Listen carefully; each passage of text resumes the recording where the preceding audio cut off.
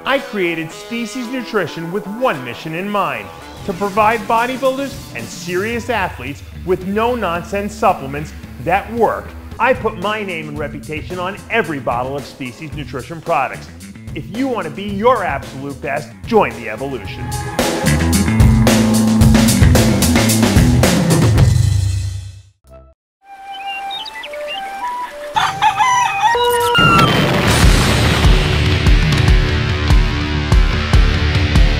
Mark Hoppus here, hopping in to another Midday Muscle. It's Monday. Doing okay? So let's try to get this week started off right with a brand new update from your defending king of classic physique, Chris Bumstead, who's continuing to roll like the juggernaut that he is right into his upcoming title defense this fall.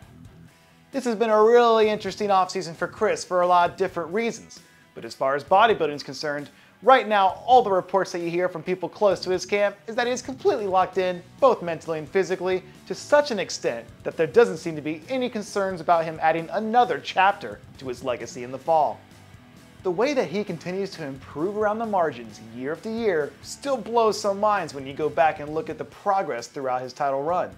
And despite the Ramones and the Urs of the world doing their best to close the gap, it still looks like there's a wide margin between him and everyone else. At this point, we are starting to head into the home stretch for the Texas Pro, which is shaping up to be one of the most highly anticipated events of the summer, especially for everyone who's anxious to see what improvements Andrew Jack's going to bring to the table. Because you know there will be a showdown with him and Hunter Labrada. These check-in videos we're seeing from Andrew are starting to get out of control, because I think there's a growing sentiment out there that a win here would put him in position to be a legitimate top 4 contender this year, which in itself would be wild for a guy in only his second year. If for some reason this Texas show ends up being a landslide, by the time we get to November, we wouldn't be surprised if we have some people out here dubbing him as a legitimate threat to dethrone the champ. Now on the flip side, Quinton Area might not be a few weeks out from a show, but the stuff we're seeing from him right now during his extended off-season is equally as impressive, especially when you consider the fact that we're only in mid-July, which means that he could potentially have another 10 to 12 months to keep this thing going. It's wild to see someone who's on the taller end of the spectrum for pro bodybuilders be able to have this type of size, shape, and structure, because it's rare to get all 3 of those things in an athlete over 6 feet. Now granted, Andrew's probably in the same boat too, probably to an even greater extent with some of the structural stuff.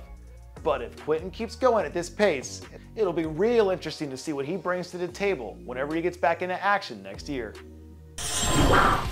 And our final update for you today is actually going to be a get well soon shout out to Patrick Johnson, following his announcement a few days ago that he's pulling out of the 2023 season after being diagnosed with a form of bone cancer.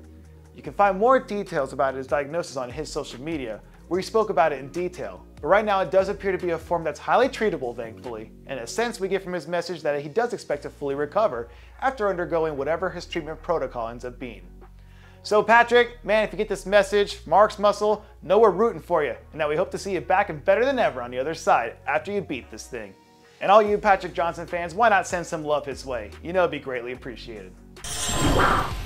That'll do it. We're at the end of another Midday Muscle. Thanks for still watching. I'm gonna see ya the next one.